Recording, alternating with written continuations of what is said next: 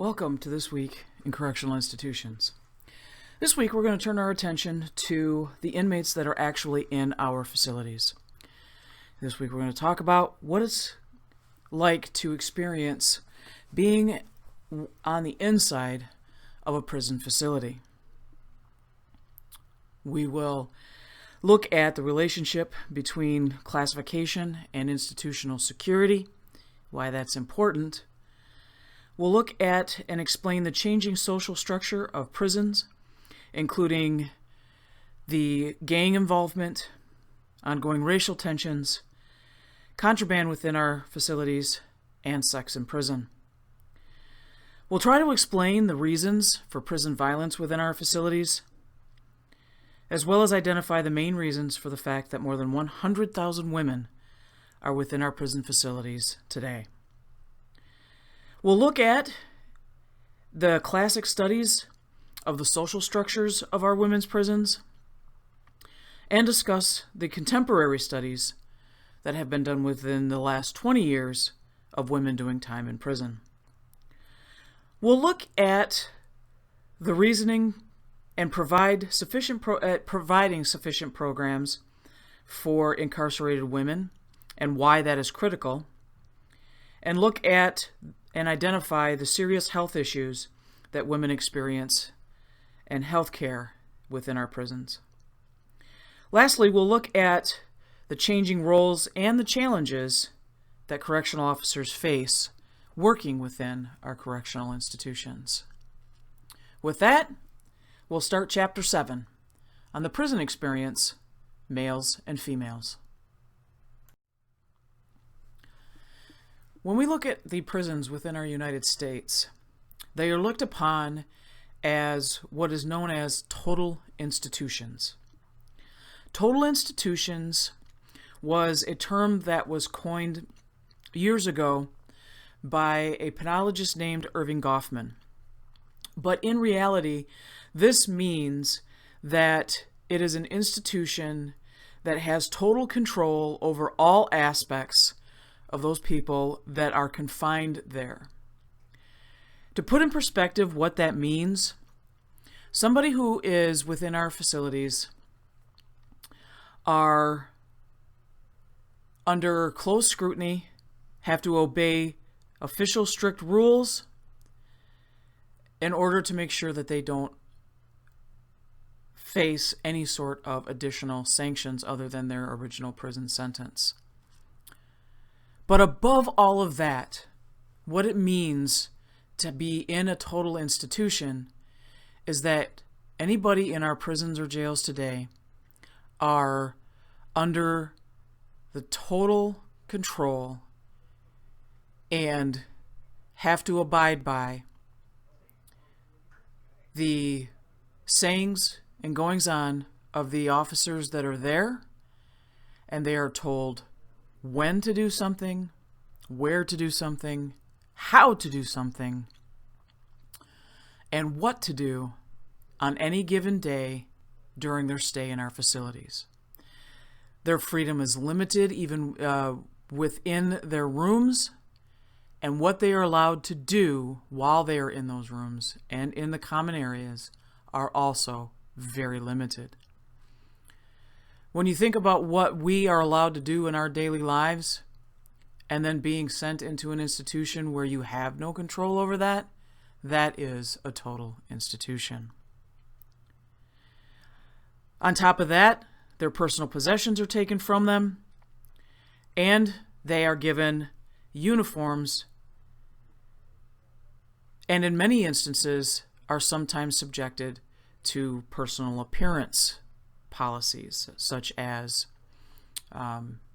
grooming policies.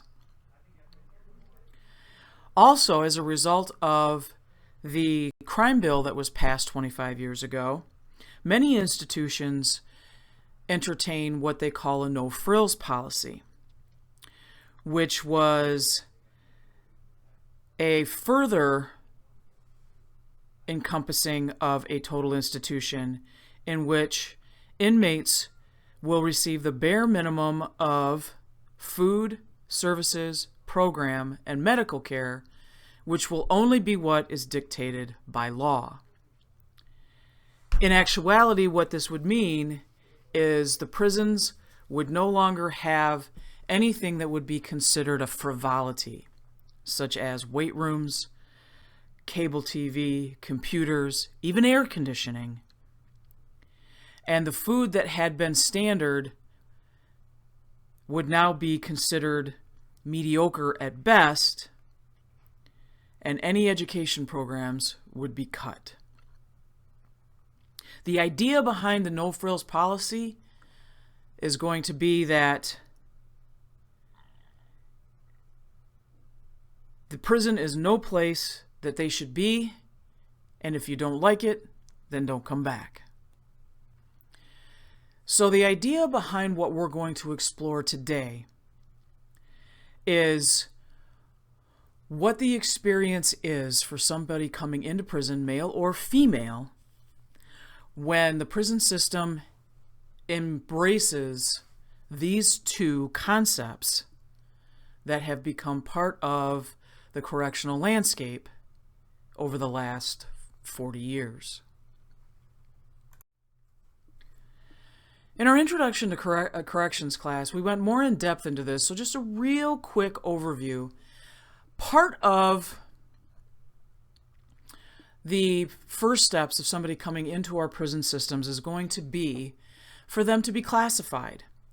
Classification is considered to be one of the most important things to help not only protect the community, but to protect inmates, to control their behavior, and to do proper planning.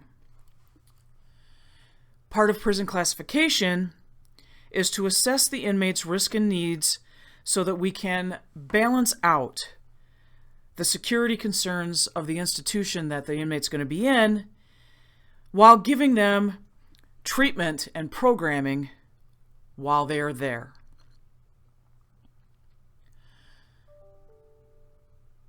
There are two separate types of classification that happens typically when an inmate comes into prison systems. First, they are going to be externally classified. This is going to help determine what level of security the person is going to need, whether they're going to need minimum, maximum, medium, or whether they might qualify for protective custody, admin of segregation. And that is going to be determined based on things like their PSI report, pretrial services, and that will help the classification team come up with a way to figure out which prison is going to be best for them. Internal classification is going to help them figure out which housing unit they belong in once they get to the level security prison they belong. So for example, you have a prison inmate that shows up to be externally classified when they arrive at a Department of Corrections. There's usually a central booking area where the inmate's going to be placed in some sort of quarantine area. During that time, they're going to go through an external classification process. They're going to have all of this paperwork through PSIs, pretrial services, mental health assessments, medical assessments, and they're going to look and see where is the level of security, what physical barrier prison they need to be in. If they are determined through all of that information that they go to a medium security facility, then they will be transferred to a medium security facility within that Department of Corrections.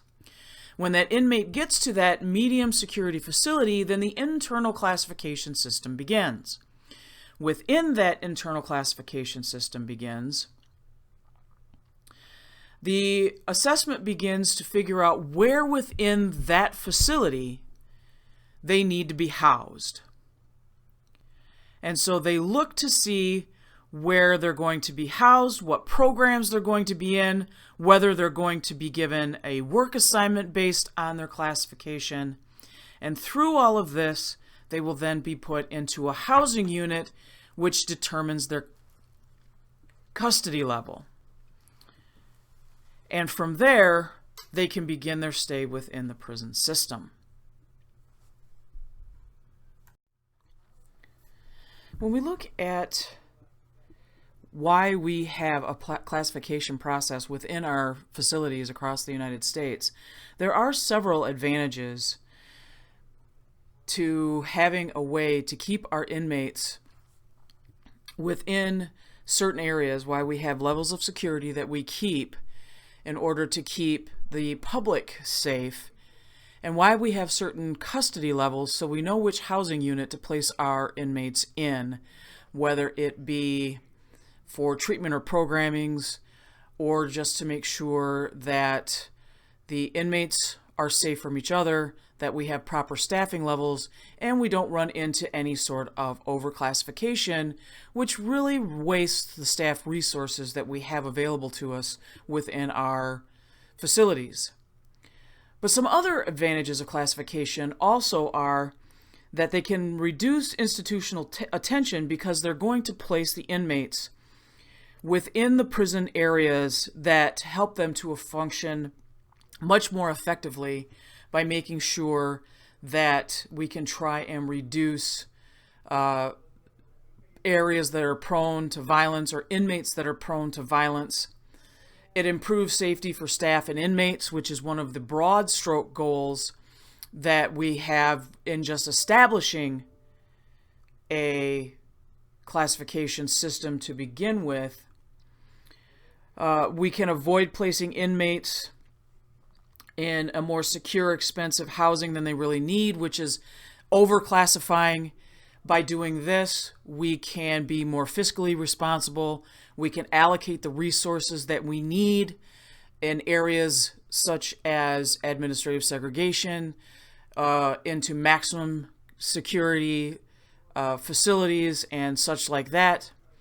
If we have a classification system that is effective, we also can try and contain the gang activity that has become so prevalent within the last 30 years.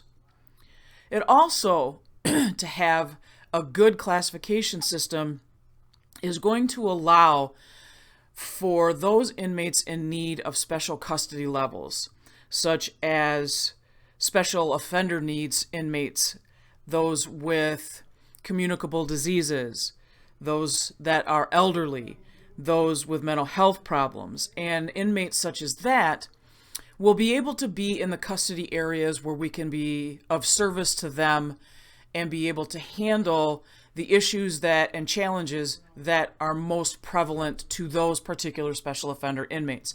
And we'll get into special offender inmates in a later lecture.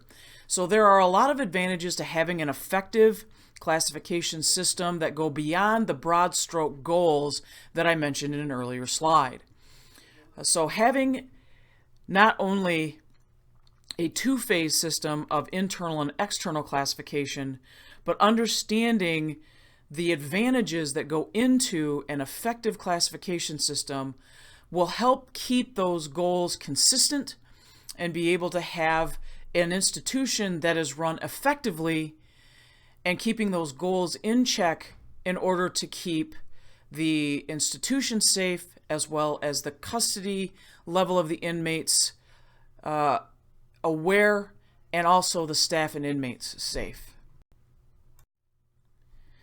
Inmates that come into our correctional facilities go through a lot of different realizations and changes once they come into the facilities.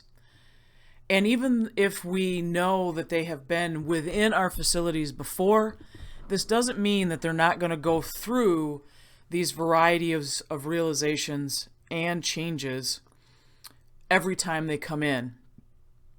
Because it's with this type of variation as their adjudication and their sentence continues, depending on where they're being housed, whether it's a jail or a prison, there are certain things that they're going to start to realize. So if you've got somebody coming into a jail, whether it be for the first time or somebody who's coming in for a repeat offense, the things that they're going to start to go through is going to have them understand that total institution atmosphere that they're going to have to get used to. The fact that they are going to be taken into an environment where they're dictated the day-to-day functions that they used to have control over, that they used to be able to decide when they would eat. And if they wanted breakfast at 10 o'clock, well, they could have breakfast at 10 o'clock, but inside a facility, breakfast is served at 5 a.m. And if they don't want to get up and eat, then they don't get breakfast. The realization hits that they no longer get to have their own clothes, that expression of self is taken from them, and they're given clothes that make them look like everybody else within the facility.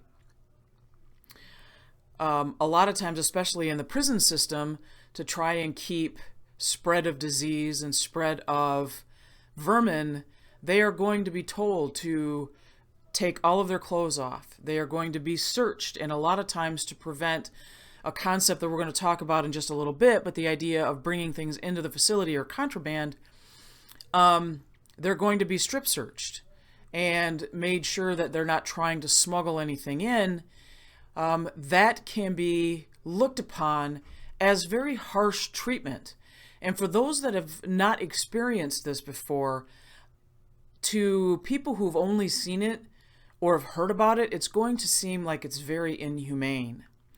And so they're going to have to come up with survival skills and ways to cope with this change in atmosphere and how it is so starkly different than what they're used to in the outside world. A lot of times this can lead to depression because they don't know how they're going to live from day to day with all of this change and the fact that they really have no control over what goes on from day to day. And through this, they also have to realize that there is a lot of loneliness to them being in an atmosphere where they don't have access on a regular basis to their family, to their friends, to their community, to their religious services. And then they also have the underlying currents of the possibilities of victimization, and they need to learn very quickly through those survival skills who they can trust, who they can't trust, who they can maybe be friendly with, and things like that. And therefore, it becomes all these challenges thrown at them at once. As a result, we find that if they didn't have mental health problems coming into our facility, and more than 60% of inmates coming into any one of our institutions across the United States have some sort of diagnosable mental illness, then what we're talking about is they can start to present with mental health symptoms upon their stay as their sentence continues to unfold within our facilities. And some things to keep in mind is female inmates are going to have higher rates of mental health problems, mostly because they tend to self-report more. Men seem to not be willing to admit that they have had or might have during their stay in our facilities mental health issues. Mental health problems aren't necessarily dimensional across racial or ethnic lines, but we do find that there is more prevalence among Caucasian inmates, followed closely by African Americans and then Hispanics, and that the highest rate among young inmates, those below the age of 25, mental health issues seem to be more prevalent among them. So the difficulties of being able to adjust within our facilities during the length of their stay are long, they're challenging, and some of the things that, as we talked about in an earlier slide, classification hopes to be able to take into consideration with the assessments done at the internal classification level in order to find them the proper housing units. The History Channel several years ago used to run a series that would document and show various prisons that have long storied histories across the United States, and they called it the Big House.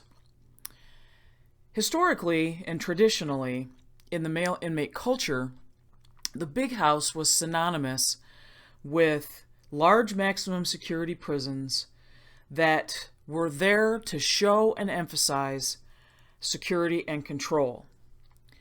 They were dominated and they looked like fortress prisons.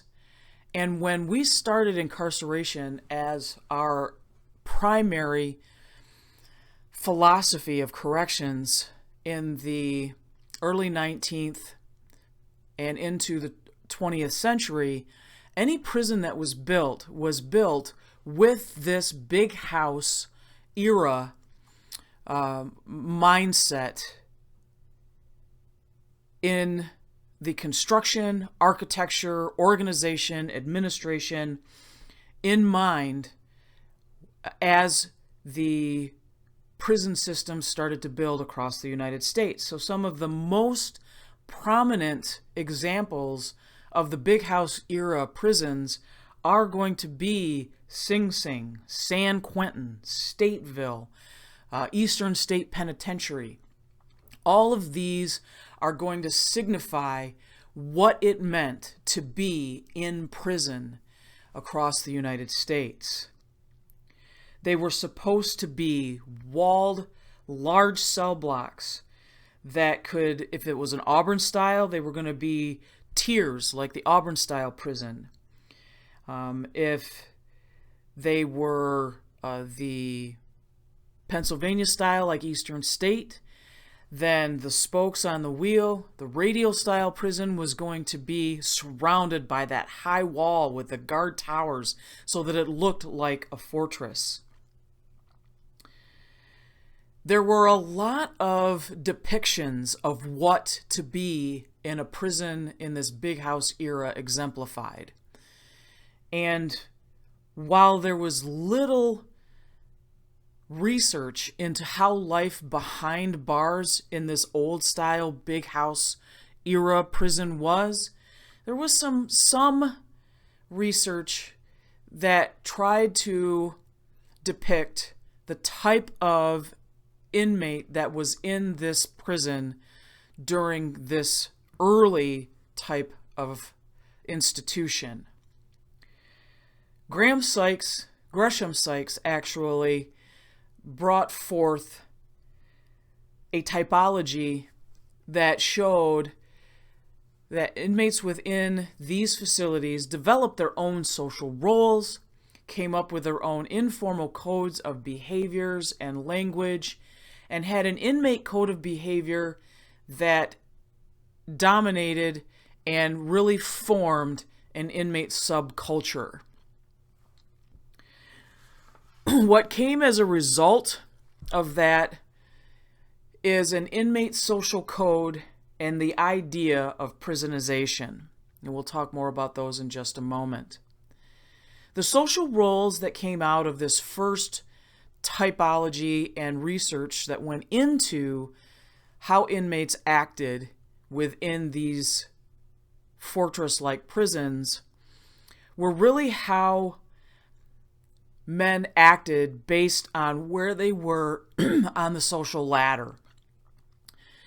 You really had people like centermen or rats who hoped to relive their pain that they experienced while they were in prison, and they would do this by informing on other prisoners. You had guerrillas or merchants who relived relieved the deprivations that they felt of being in prison by preying and victimizing the fellow prisoners by either taking what they wanted by force or threat of force. You had wolves, punks, and fags, who were the ones that were engaging in homosexuality either under coercion or voluntarily. And then you had real men who endured the rigors of confinement with the dignity and openly defied authority, and these were the ones that typically were looked up to by the other inmates. You had the toughs within inside these facilities during this time who were overtly violent, would fight anyone, anytime, didn't matter if they were considered the strong men or the weak. And then you had hipsters who were all talk and no action. This was the earliest type of information that anybody had on what life was like on the inside. And while we'll see in a couple of slides that contemporary life in prison is really not like this anymore, it really was the first look into what a convict's life inside a penitentiary was like, based on early research that was being done during this time period. As mentioned in the earlier slide, we talked about the process of inmates during the Big House era coming up with their own code of behavior and how this was instrumental in bringing together an inmate subculture. Basically, what is shown on your slide here is what was dominant in the inmate social code. It was functional not only to the prisoners, but the administrators were conscious of what was expected of the inmates. And it promoted order. It encouraged prisoners to serve their sentence and not create problems. Prisoners really did understand that by adhering to this social code, that they would not have any reason to have their privileges taken away, and that maintaining this code would help give them some self-respect. And it wasn't for the staff, but it was for themselves. It was a way to help them deal with this total institution that had been kind of thrown at them since they had come inside the walls of the prison. So let's talk about what this inmate social code had come to symbolize during the early years of the Big House era. The don't interfere with inmate interests. The idea that you kind of leave inmates to do their own thing, and you don't get involved in stuff that's not your business. That what you do, what other people do, and you don't interfere with what other people are doing. Which kind of goes into the second thing, is that you never rat on a con. So no matter what they were doing, if it was against the rules, if it was against the administration, you didn't inform on another inmate.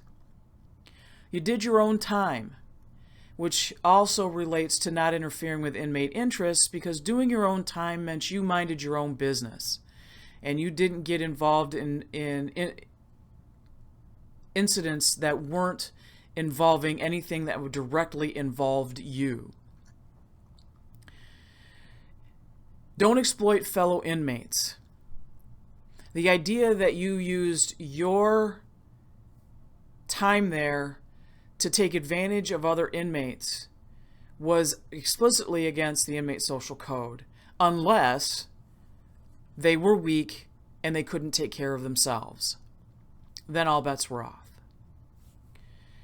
Because that goes into the next part of the social code, which is to be tough, be a man, and never back down from a fight.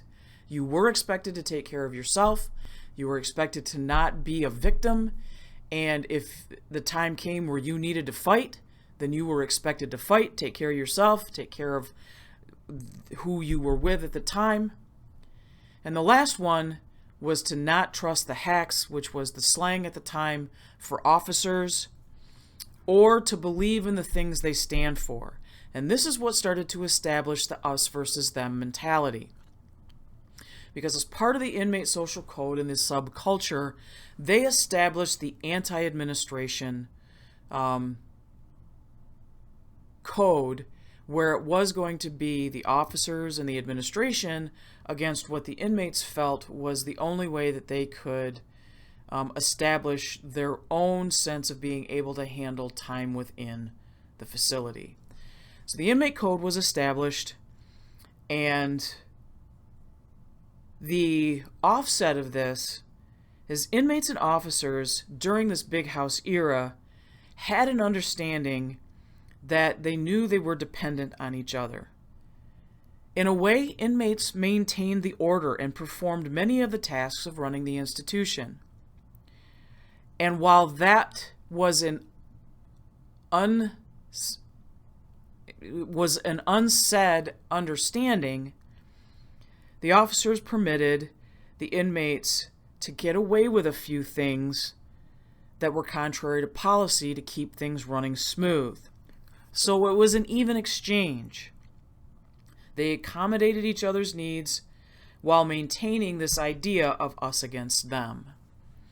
And that's how the inmate social code and how things ran during this big house era. They understood where their place was. They understood how to make things run smoother, to make the stay in the prison a little bit more bearable, and understood the need for it to run the way it did. The idea of prisonization came to us from researcher Donald Clemmer, who did a study out of Southern Illinois Penitentiary that claimed the solidarity of the inmate world really prevented any sort of rehabilitation on the part of the inmates. And through prisonization, the inmates learned to internalize the customs and culture of the prison itself.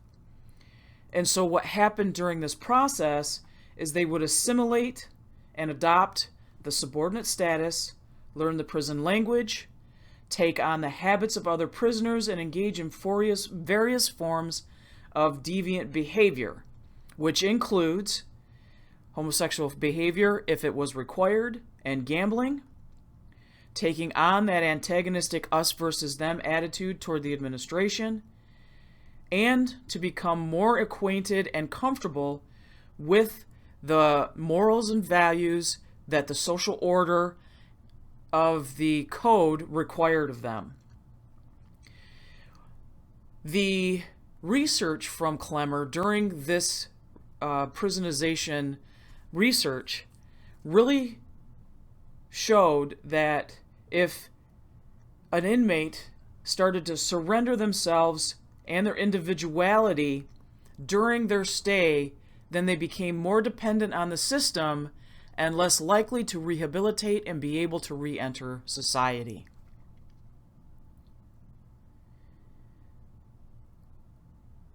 What happens as a result of this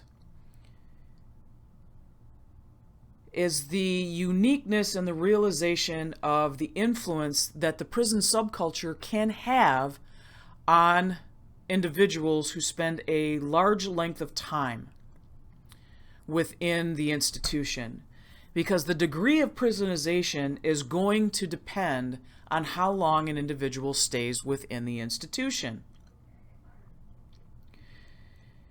So there are typically 4 different models that are going to explain how the prison culture is going to be received and how they're going to adapt to the prisonization process. 2 of us came to the corrections research through Gresham Sykes, who also gave us the social codes back in the mid-50s and 60s. And the first one was the deprivation model. Now, the deprivation model says that behavior is the product of the prison environment.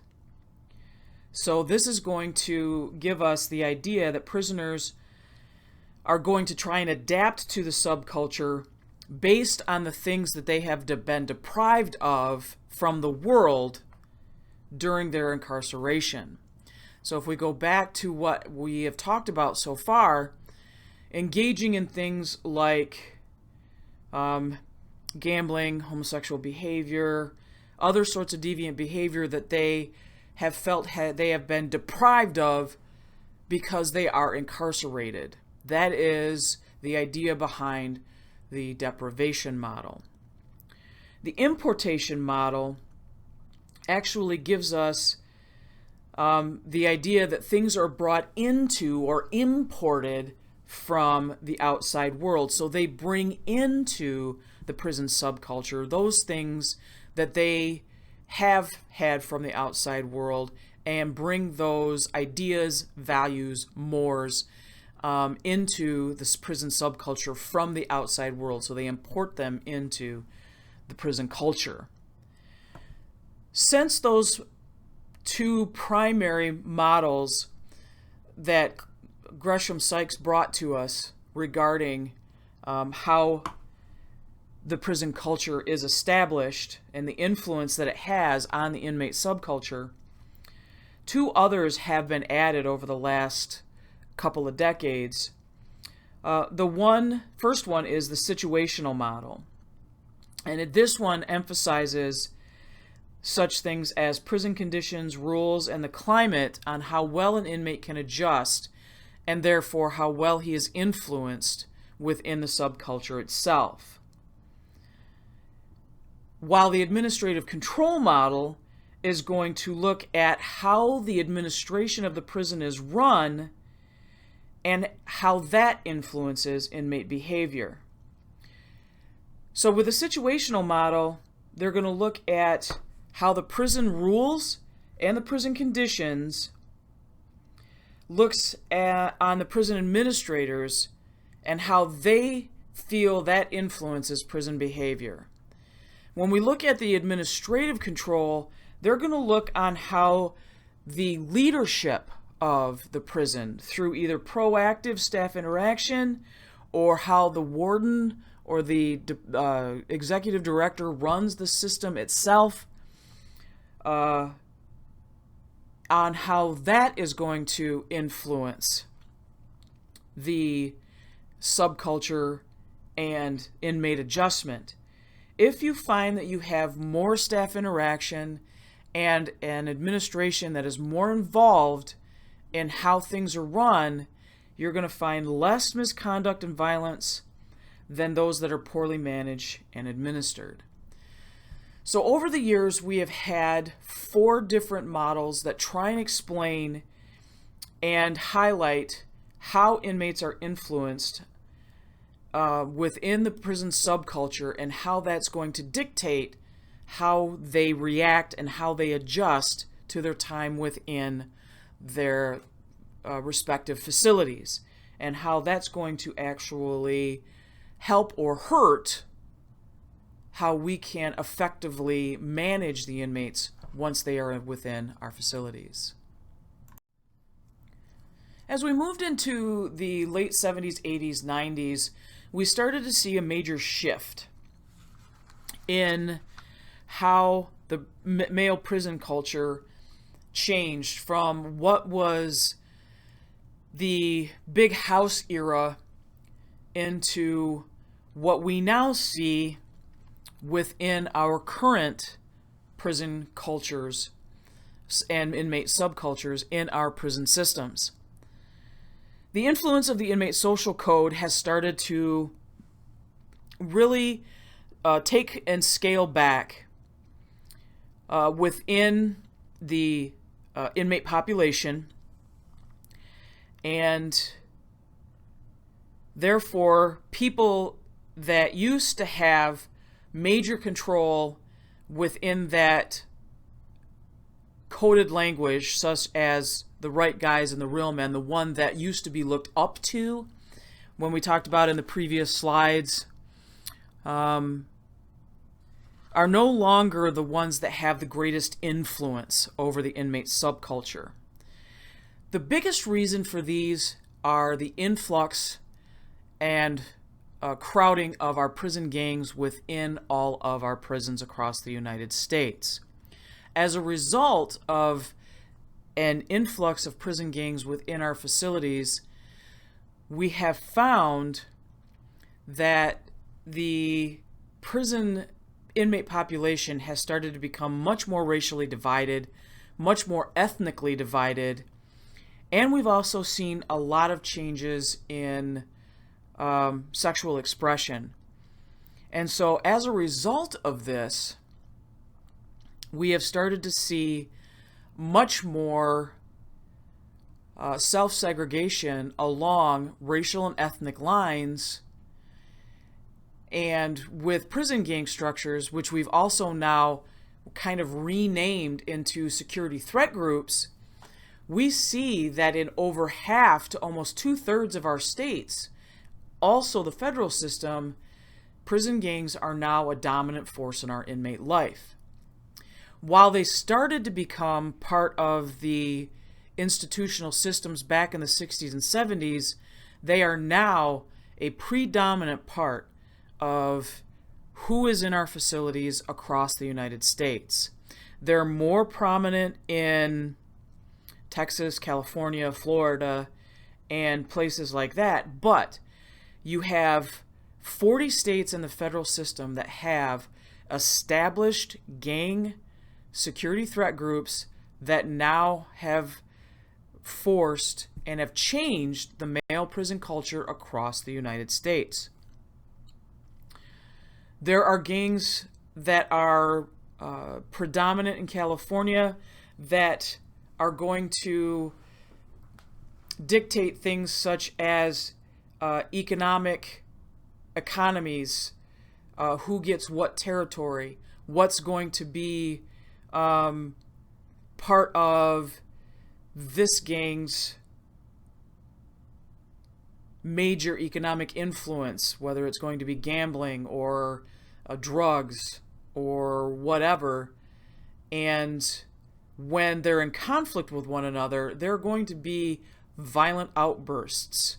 So you're going to have the Mexican mafia who can fight against another primarily Hispanic group, the Nuestra Familia. And while they fight along ethnic lines, you'll also see that you have racial divides among the African American gangs and the white supremacist. In places like Texas, you're going to see the Mexican Mafia, the Mexicanemi, the Aryan Brotherhood, the Texas Mafia, and they're all fighting for this area that they need to control in order to keep their economic hold on their area of the prison. As a result, they're starting to work on trying to find a way to racially integrate the inmates throughout prisons,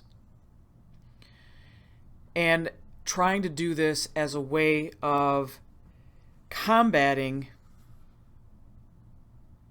the heavy gang presence within the prisons across the United States, without trying to figure out if you should try and enforce an integration policy within the institutions across the United States. When it comes to prison contraband, I mentioned earlier the idea of bringing things that are not allowed. Contraband, by definition, is anything that is unauthorized for an inmate to possess. So that could be more food than they're allowed to have during mealtime. It could be drugs being brought in from the outside or dropped from a drone. Part of the tension between gangs and their economic victimization and polarization while they are part of this male prison subculture is the idea that trying to control the contraband that comes into the facility is a $300 million a year venture that all of those gangs are trying to control.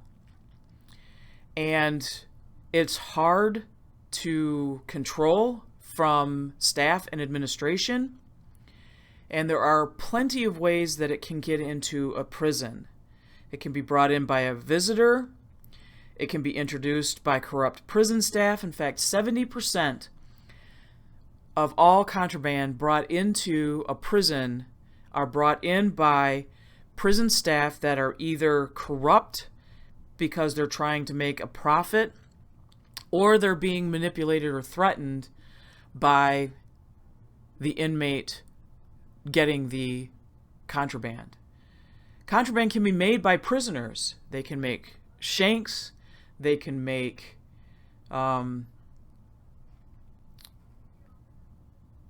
alcohol. So all of these things are something that they can make, and when they're in prison, they can be very ingenious with the spare time they have on their hands. It can be stolen from other areas of the prison, which is why we talk about in facility design. In a later lecture about the need for things like marked pegboards when they work in kitchens and tool shops so that we can keep better control of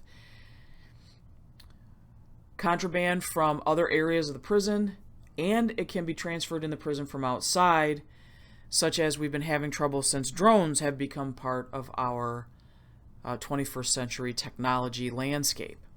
So contraband is a huge issue when it comes to not only the culture, but how we can try and control it.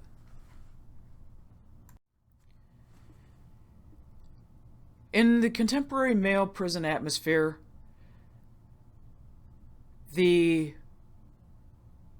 idea of inmates having sex in prison usually occurs in three different ways.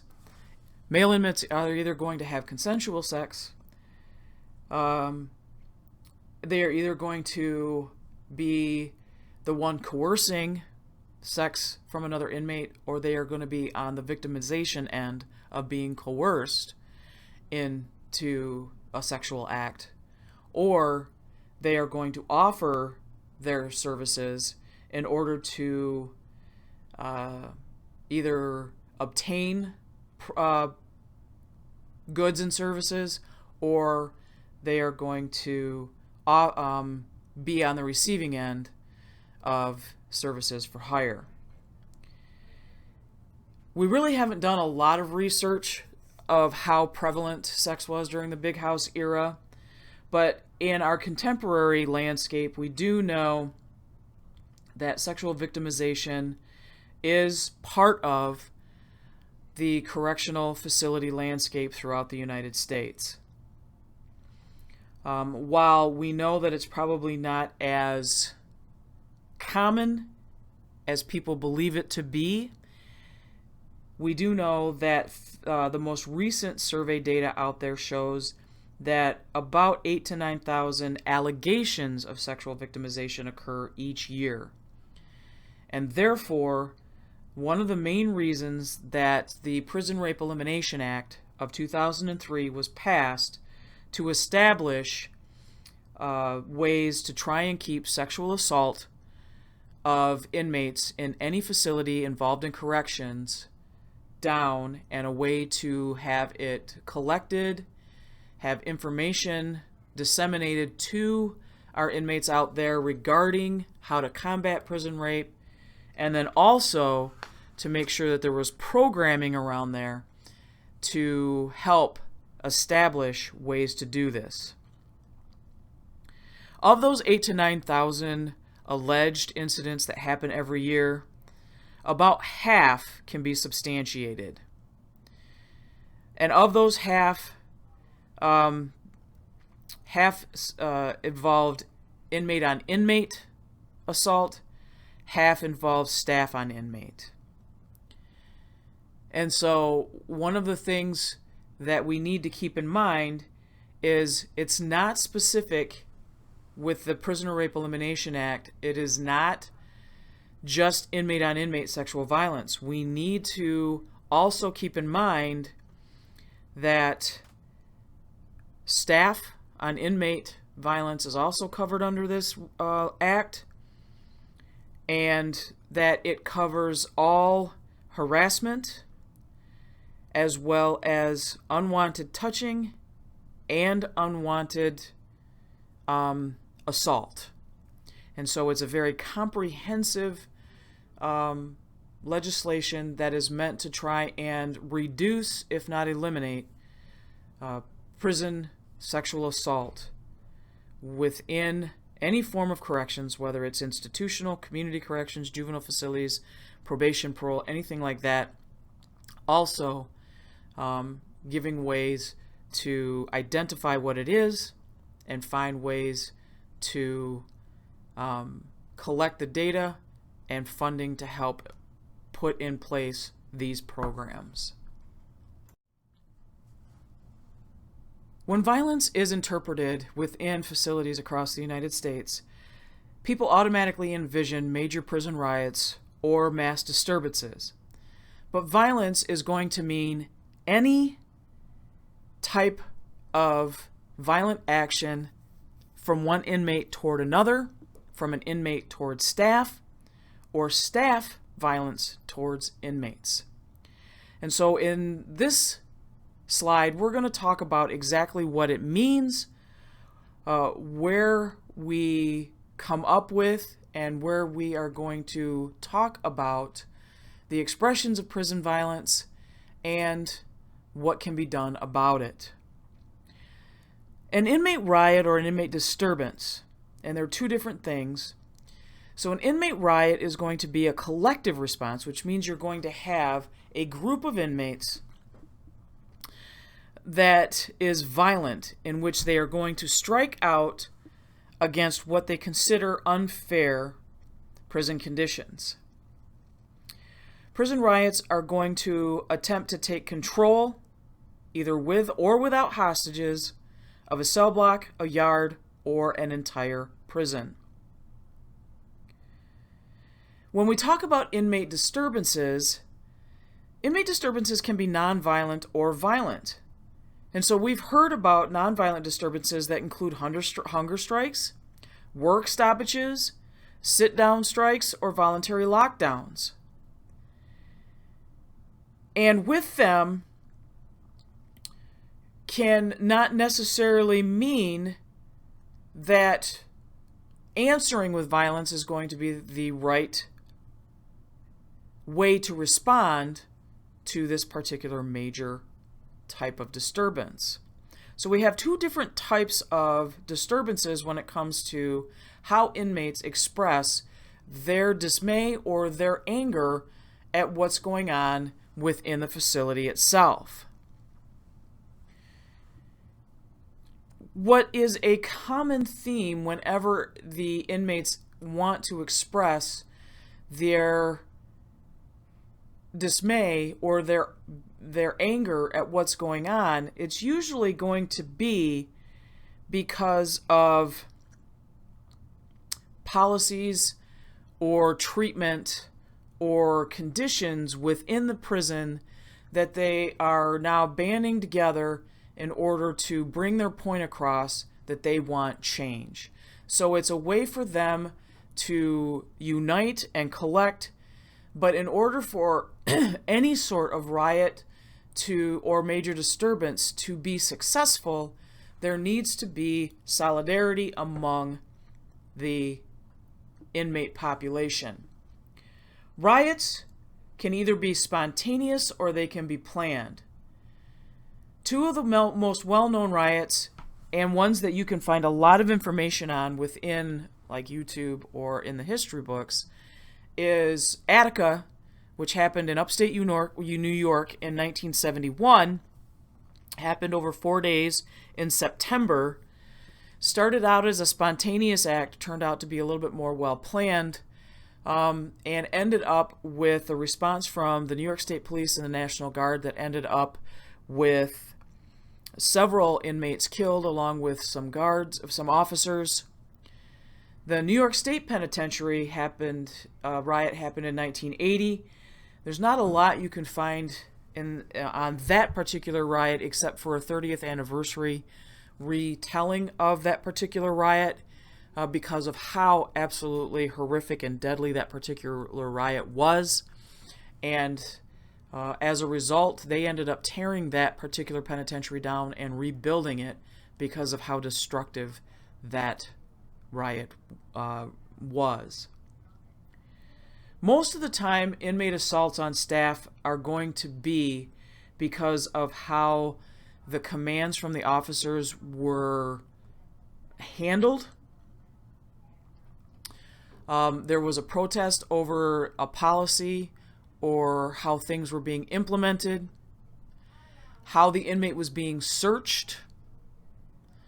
Inmate assaults happen when they try and break up two inmates fighting or more inmates fighting. Assaults will happen when inmates are being moved from place to place because of either them not paying attention to the movements of the inmate, or it allows them to be in a blind spot area where they can take advantage of the fact that they have a quick upper hand.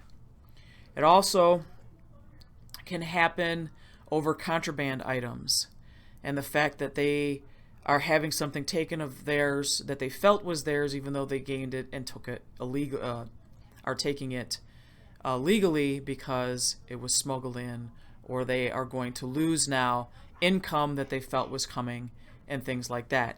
So those are some of the incidents where inmates assaults can happen on staff, and why we constantly talk about officer vigilance and making sure that officers remain aware of things that are going on within their duty station to try and keep the incidents of them being victimized down. When it comes to inmate assaults on inmates, there are a lot of things that contribute to when inmates decide that they're going to assault another inmate. Not having adequate supervision by staff members, which again leads to complacency by staff, low times of the day that they'll take advantage of when staff maybe isn't around, architectural designs where they know the blind spots are, so they can take advantage of the fact that the staff member can't see. Making homemade weapons such as the shanks or the knives or things out of property in their cell that you'd think nobody could ever make a weapon out of. And so they have the availability of homemade weapons. And having a classification system that is not as tight as it should be, and having those inmates that are higher custody inmates in with those that are prone to victimization. When it comes to the assaults on staff, we went over the reasons why, but where is usually in our maximum security or administrative segregation units. And so you're looking at prisons that are meant to be high security, high maximum, ad max, things like that, and therefore that is the highest incidence of where staff will most likely or have the highest percentage of assaults happen is at the higher security level facilities. I want to talk for a moment about expressions of prison violence through self-inflicted violence, or the idea of suicide. It hasn't been until the last 10 years that suicide has fallen below the top 5 in leading cause of death among prison and jail inmates. And one thing we also need to mention is that even though it's gone down in percentage, it still is going to be one of the top reasons that inmates die within our facilities every year. Because the prison experience, again, is marked by things like violence and deprivation and mental health issues, we have a higher occurrence of suicide within our facilities than out in the normal world. And so it's with this that we have to keep in mind that inmate violence and even inmate-on-inmate violence might be an inmate succumbing to suicide by just giving up. And so we also have to be aware that sometimes self-inflicted violence is not just as cut and dry as an inmate hanging themselves, as it could be an inmate giving up once he's been victimized and he just allows himself to be killed. Doesn't happen often, but it is one of those things that can come into the consciousness of those wishing to die within our facilities. When we look at what causes individual violence, again, these are all things that are going to be factors in the reasonings and the propensity for inmates to actually engage in violence against each other, violence against staff, taking their own life. And so this list here gives us an idea of why inmates would actually start any sort of violence within our prison walls. They either have a history of prior violence, so they have been involved, are either in our prisons because of a violent act, or have been prone to violent actions on the outside, even if their crime right now isn't violent in nature. They have psychological factors that are prone to violent tendencies, such as antisocial behavior, narcissistic behavior, conduct disorder, things like that, that make them prone to psychological factors. If we're talking about self-inflicted violence, then we're talking about those that have previous suicide attempts, are depressed, schizophrenic, and so they make those types of decisions to take their own life. Sometimes the prison conditions allow for this expression of prison violence, where they see the conditions and notice when staff aren't watching, notice where the blind spots are, notice the totality of the conditions that make it unlivable for them. And so they take advantage of those. And they see that there is a lack of ways to resolve inmate-on-inmate disputes, administration with inmate disputes, or officer with inmate disputes, and so they decide they're going to take it within their own hands to resolve what they think are issues that need resolving, and they're going to do it in a violent way. And then they see it as basic survival.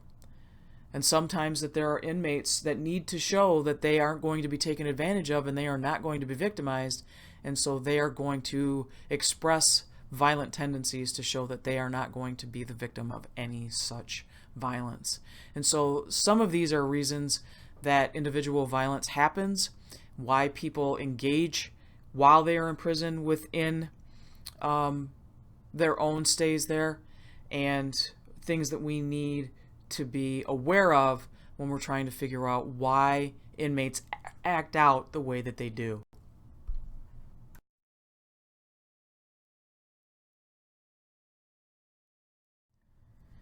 We're going to turn our attention now from the men's culture to women who are in our prison system across the country.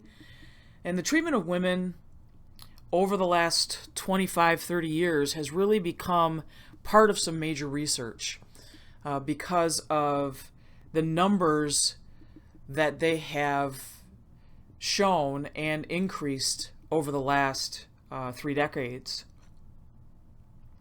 What we see is that only 4 institutions were built between 1930 and 1950. Before that, there were hardly any. They were usually housed with and by the men as part of a wing of the men's prison. Because men were so much more likely to be incarcerated during that time. What we have now is 65 per 100,000 women within our U.S. prisons across the United States. That's over 112,000 women. And while that's still a fairly low, a significant number, it has grown over several times in the last 30 years. So we need to look at why it has increased over such a short period of time. Well, one of the reasons is that women are now committing more serious crimes. A lot of times, due to the way that courts looked at women, society looked at women, and how they were handled through the court system, many times even when women did come through the court system, very few of them were sentenced to significant prison time. And so now that they're committing more serious crimes, sentencing changes through the Get Tough on Crime, the crime bills that have happened over the last 20 years, have really helped put more women behind bars. This has happened as a result of mandatory sentencing for certain crimes. So you have seen women being sentenced to the same types of sentences as their male counterparts for what we would consider lesser or accessory type offenses. So for instance, you have the girlfriend of the bank robber driving the getaway car. In previous sentencing schemes, she would be considered an accessory. Maybe a conspirator. And because of the sentencing changes, she is now getting the same exact sentence as the bank robber. And what we're going to find as we go through these next several slides talking about women in prison and what makes them unique in ways and the same in ways is under these mandatory sentencing laws, that doesn't give the court any discretion or leeway into consideration of a lot of the reasons that women are in these situations that there are. They are which we would consider mitigating reasons, such as we've talked about in previous lectures. The fact that they are in domestic violence situations. They are economically dependent on their male counterparts. They might even be a dependent immigrant, where they are in this country illegally and are now dependent on whoever they are with. Also, we need to understand that female offenders are more likely than their male counterparts to be convicted of a non-violent crime. If you look at a comparison between male and female inmates, males are much more likely to be convicted of a violent offense first, then a property offense, then a drug offense, then public order crimes.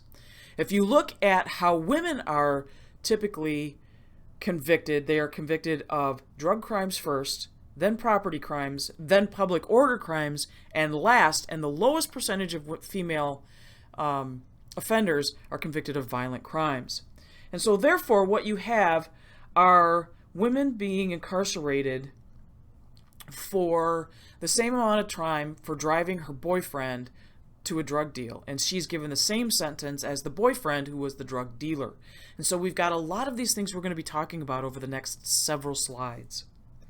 Now, some of the characteristics of women who are currently in our prison systems are women who have had an at-risk life to begin with, which means they have typically come from broken homes, have always been part of the welfare system, have been either part of domestic violence or have been physically and sexually abused.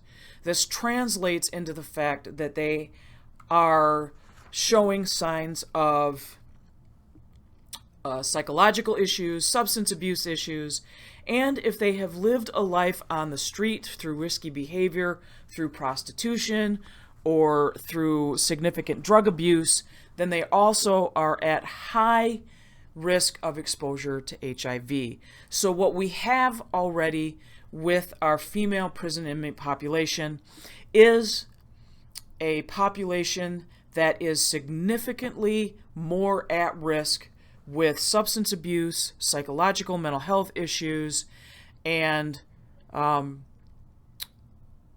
mental and medical screening issues than their male counterparts in our male prisons across the United States. And so those are the types of things we need to keep into consideration while we're looking at women's prison culture and the women's inmate population. As with the male inmate population, few studies were really done prior to the mid-60s on just how women handled time in prison. That doesn't mean that women weren't in prison prior to the 1960s. What it meant was that nobody really put a lot of thought into how women handled doing time in a prison setting. The first one to actually put any thought and publish any research onto women's time in prison was David Ward and Jean Kassenbaum. And their first study actually saw that the way that women typically tried to deal with their time behind bars was the establishment of short-lived, very volatile, unstable lesbian relationships that had strict gender roles between butch and femme.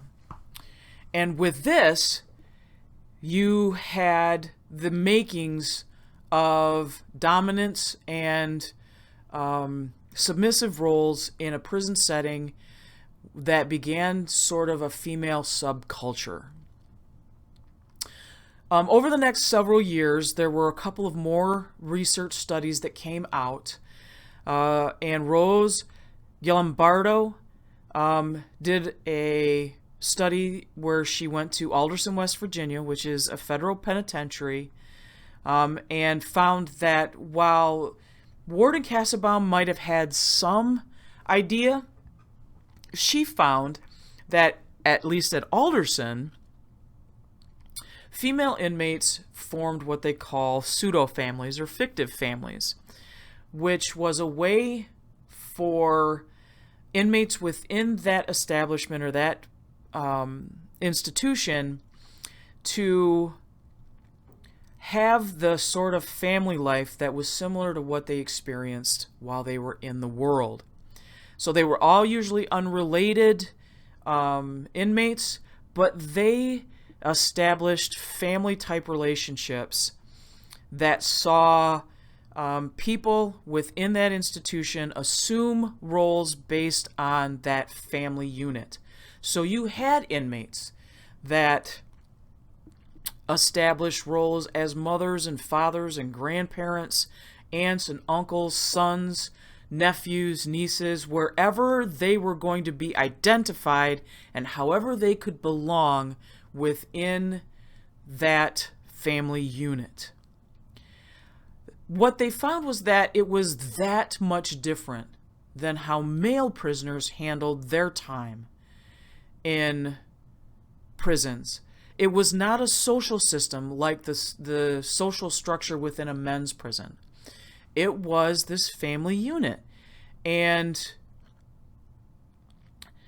when Hefferman published her 72 study, what she found is it was similar to that, but that they construct this kinship structure, this family type structure, because this is what women are nurtured to do. This is what is kind of in their DNA, and that they see themselves in this family type role.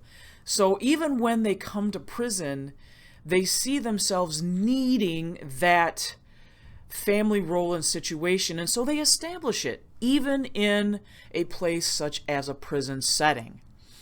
And so with the publication of these 3 studies back in the late 60s, early 70s, we saw a first look into how females handle life inside penitentiaries and reformatories. And it gave us a short look into just what kind of subculture women put together as opposed to men. And it gave us an idea of just how different women and men handle being inside institutions. When we look at how the women's prison experience is in 21st century, what we find is the kinship or fictive family atmosphere that was common back in the later part of the 20th century is starting to show signs of diminishing somewhat. It's really only a really small part of how women do their time now. What they're finding is, depending on the prison itself and the fact that there is an increased emphasis on security, whereas back in the earlier days there was more prisons that had a more campus-style feel to it, more reformatory feel. And now we have a lot of prisons that are for women that have a more security-minded feel to it. And we're finding that how women do their prison time are starting to mirror that in some ways of men, but just with not the violence or the strictness of the codes. The current type of studies that we have we'll go into in some detail in the next slide, but one thing that has become a little bit clearer with women is men tend to be outwardly angered with their the way that they handle things, which then transfers into violence toward either inmates or staff. Women tend to internalize that anger. Then what that does is transfer into self-destructive acts such as self-mutilation or suicide attempts or things like that. And so what we see is that is a significant difference in how women experience their time within prison settings. We also have some studies out there, the first one by Barbara Owen, that shows that the culture that develops in a women's prison is going to be dependent on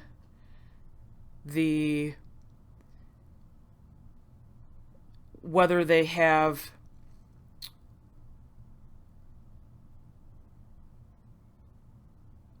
a way to accommodate the programming, how they're put in administrative segregation is not as extensive as men because there aren't as many options, because usually with women's facilities there's only one, maybe two women's prisons depending on population. Michigan only has one women's prisons in the entire state. And so ideas for where you're going to accommodate them, you're either going to be put into ADSEG either for fighting, either having drugs, or assaulting staff. Whereas for men, because there's a lot more options, there's a lot more reasons you can be put in administrative segregation. We also tend to not see, at least at this point in the 21st century, a whole lot of gang or security threat group yet. I think we'll see that as we move forward, but as of yet we still don't see a lot of high-level gang affiliations within our female structure. A lot of relationships tend to be more along the lines of this fictive family, if there is some, but three general categories of exploitive relationships will either be non-payment of a friendly loan, either a naive or first-timer comes in, they can use that for exploitive purposes, or outright extortion. And so the first contemporary research shows that there is a shift from the early 70s research that was done that's showing some change. And now the next slide we're going to talk about some pretty major research that was done and how they figure female prisons are figuring out how women adopt prison life. Krushnet and Gartner found that even though the fictive family might not be as prevalent in all institutions, women still had a variation and a really different way of handling and coping with prison life that was far different than the men do. And the first way was what they called an adopted style, which is how they associate with other prisoners and really try and enjoy those associations. That would be sort of similar to establishing these fictive families. And while they're in prison, they don't have really any problems, and they get along, or at least can coexist with the officers that work those areas. The convict style is going to be more or less a more isolated version, where you only have one or two prisoners that are going to be around, and they enjoy being around just those that they associate with, but they have problems dealing with correctional officers. And then the last type is the isolated style. And an inmate who is choosing to cope with prison life through the isolated style is going to be alone when they're not locked up in the cell. So you're going to find them in a corner reading a book, watching television by themselves. They're not going to be engaging with anybody who tries to engage them, and they're going to alienate themselves from other prisoners. They're just going to want to do their time and have everybody leave them alone. And they usually feel they have no control over their environment. They're going to have the ones that probably are going to act out the most as far as self-harm. And so these are the ones that have the biggest issues. The biggest thing about how women handle their time in prison, they're going to be far more outspoken about how they see their treatment within prison. And because of how emotional women tend to be, interpersonal relationships are a lot less stable and a lot less familiar than they were in the past. So we're seeing a shift because of how the population of inmates have changed over the years. And I think we'll continue to see that as we go through and continue to progress into the 21st century. Probably one of the biggest considerations we really need to take into consideration that is a special issue that is unique to female inmates is the fact that we have a high percentage of women who are either already mothers or who are pregnant when they come into our prison systems here in the United States. With that, as you can see on this slide, over 66% of incarcerated women that come into our facilities have children under the age of 18. As a result of this, we have negatively impacting things that come into consideration. 2/3 means 65 per thousand incarcerated women, which equates itself into 150,000 children. When we look at that, what we have are children who are going to be away from their mothers, staying sometimes with family who can take them, sometimes being put into the foster care system. And so we have upon us several factors that are going to influence whether the stay of the female inmate is going to be successful or not. And we look back then again at classification and where we're going to internally classify this individual in order for them to get the treatment and programming that they need to successfully finish their sentence and go back into the community. A lot of times when we go and talk about prison architecture and planning, women's facilities are built out into remote, rural areas that make it very hard for families to stay in contact with each other. This negatively impacts a young mother's ability to stay in contact with her young children. This can negatively impact an inmate's ability to cope with being in prison and being able to focus on treatment and programming in order to be successful once they are released back into the community. There are also going to be things that they have to deal with while they are in the institution, and this includes guilt over the fact that they were arrested and therefore their children can't rely on them, helplessness for not being able to be there for their children, and if they are in prison for a long period of time, the real possibility that their children will eventually reject them. And so you have this to deal with as they're also dealing and coping with being in a prison setting. And so we have this idea when it comes to handling all of these women throughout. Now, if you think about it, 112,000 women at the last survey that we took are in our prison systems nationwide. 65,000 of those have children under the age of 18. That is a large proportion of women who have a child or children that they are not going to be able to see for a long period of time. And so we have that as an underlying current that is going to be there when we try and give them treatment and programming so that when they get out they have some sort of success, and if they are in, the children are in the foster care system, a pathway to get the child back.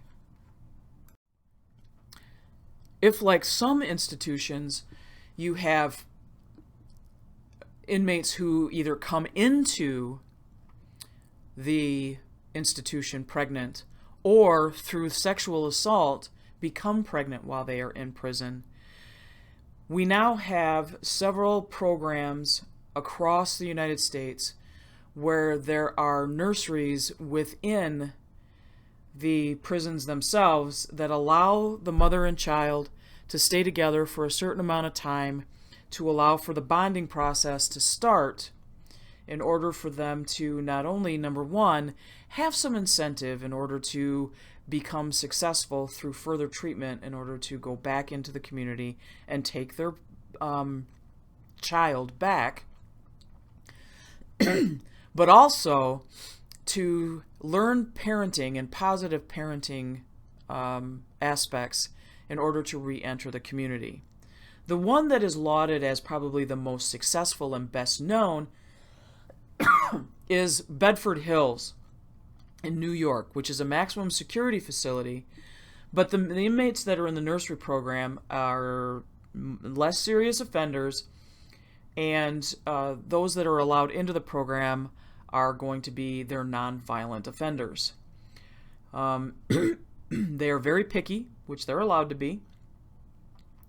And those that are in this program are allowed to live in a corridor dormitory, and the children are allowed to have that child up to a year, as long as they are out before the child turns 18 months old. They can apply for an extension, and they have a whole program that is intense and allowed for parenting classes and bonding and learning how to take care of a child.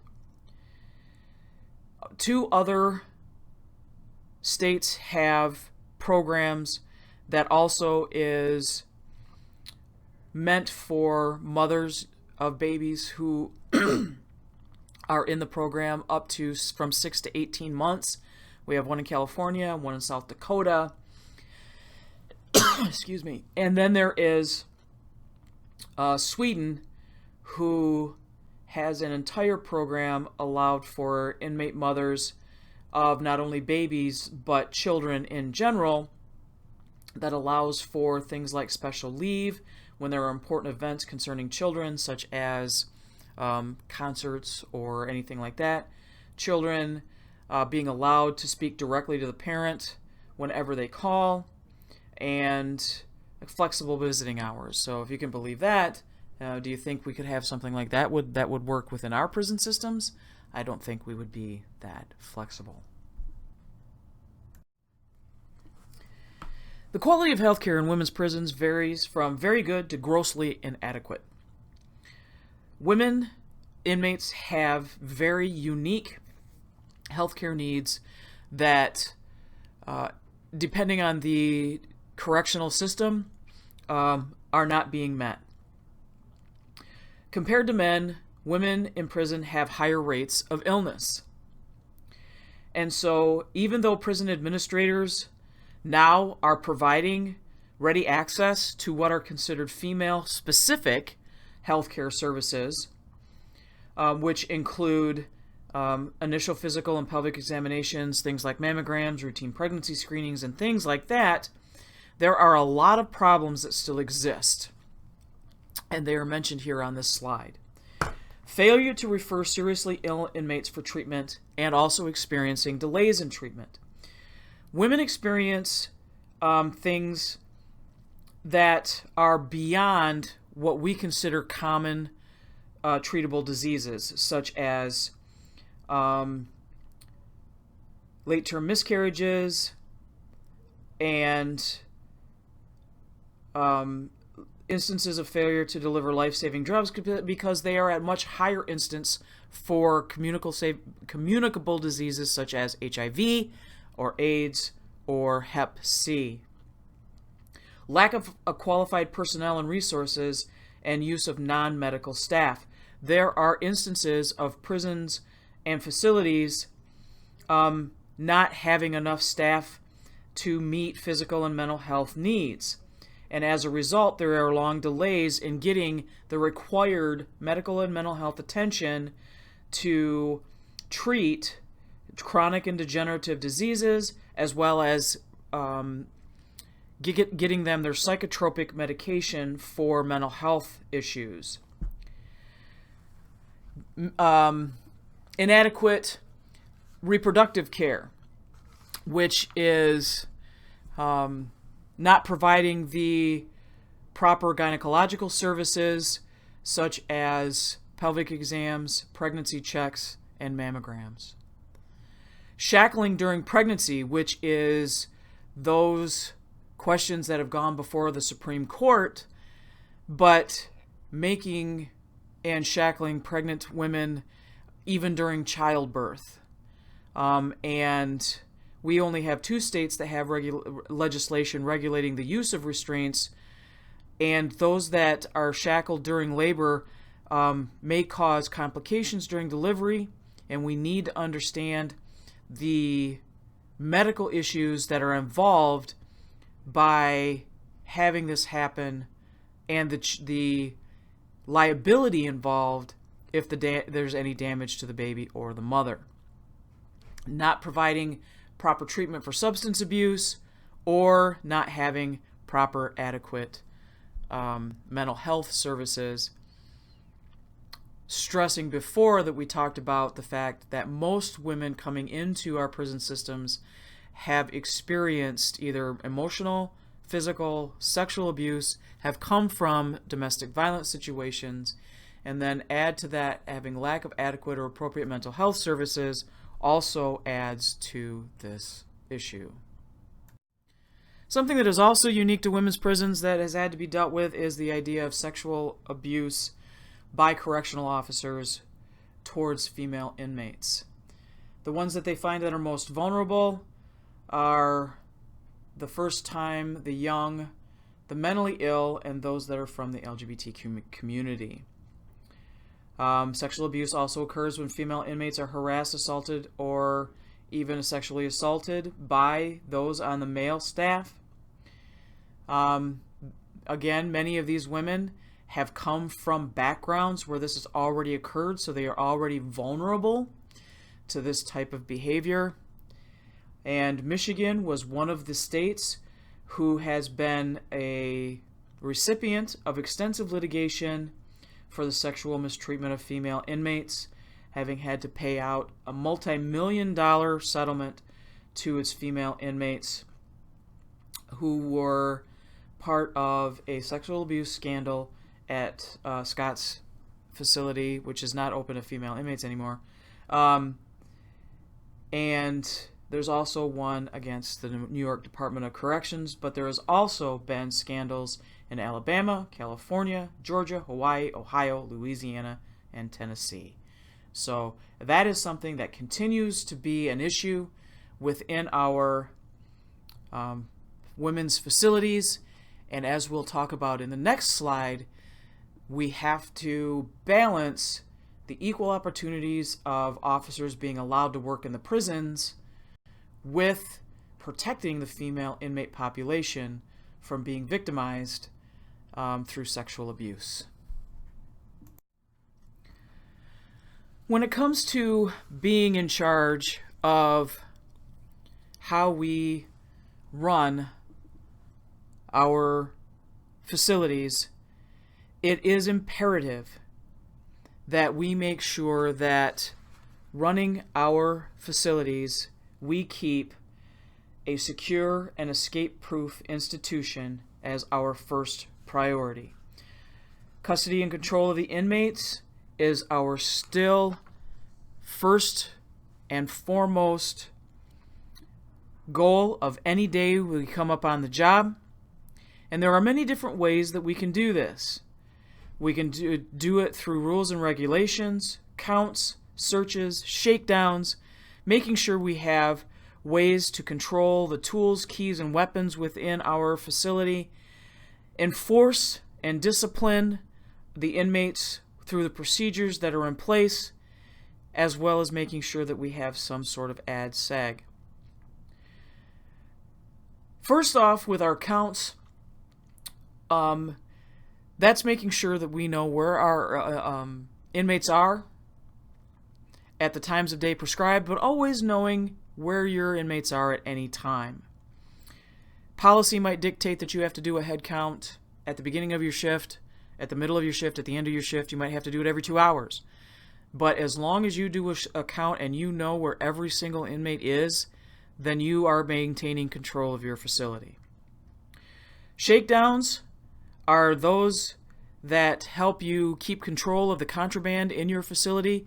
That is going to be shaking down a cell, shaking down a person, shaking down a common area, so that you can show that you're trying to keep down that is not allowed within the facility.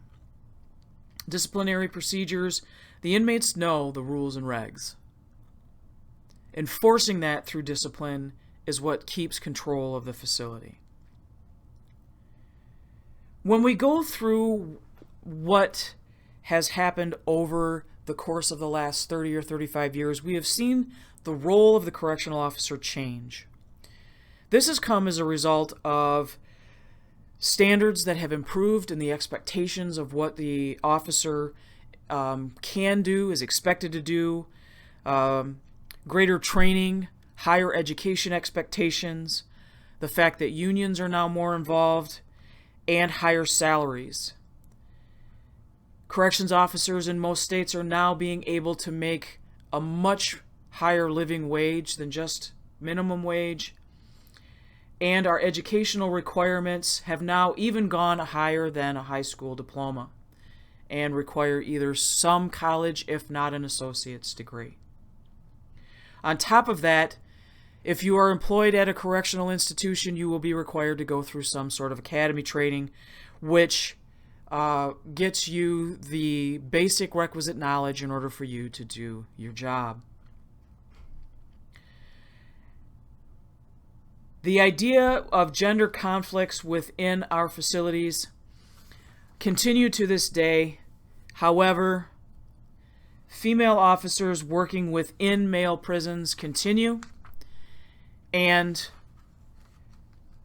there have been plenty of decisions that have established that as long as you make appropriate accommodations so as not to be a privacy issue, such as half walls for toilet issues and things like that, then you are not having any sort of problems having females work in male prisons. They're starting to see some issues as far as males working in female prisons, and I think we'll start to see some evening out even with some of the high-profile sexual abuse scandals, and we'll see many male correctional officers serve valiantly in female institutions, as we see female officers can serve competently and valiantly in male institutions.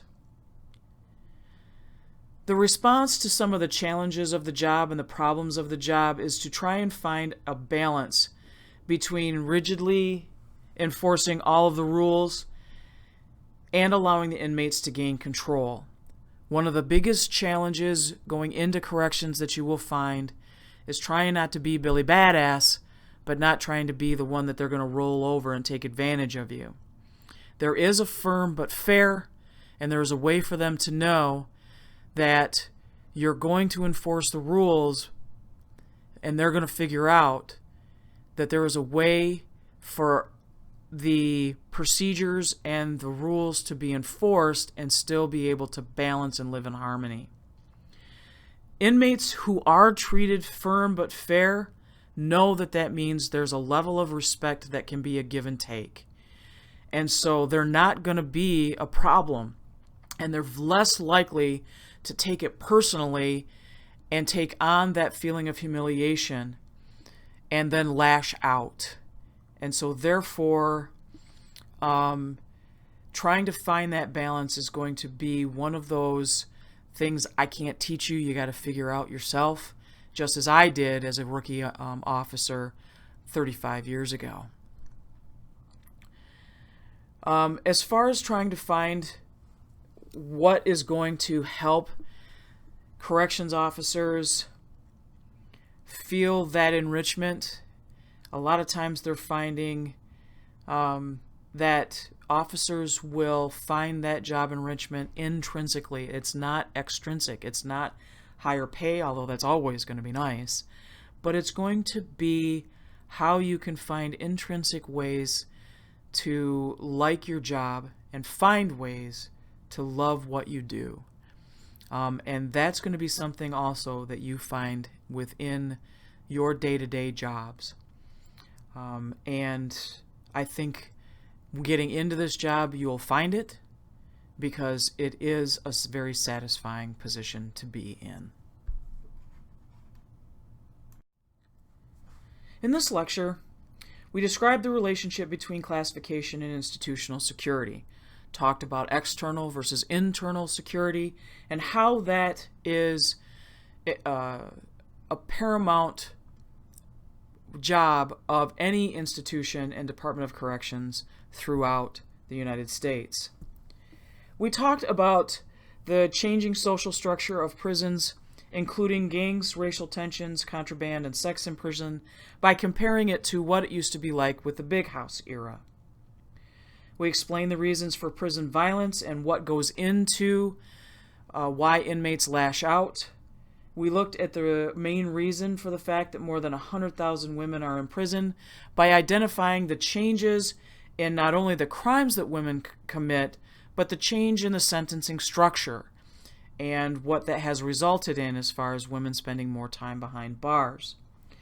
We identified the findings in the classic studies of the social structure in women's prisons and how that compared to what the contemporary studies have found, and ascertained and providing sufficient programs for incarcerating women with children was critical by looking at the numbers of women that are behind bars with children under 18 years of age and the number of women who are either pregnant or have newborn babies and why it's important for them to have programs.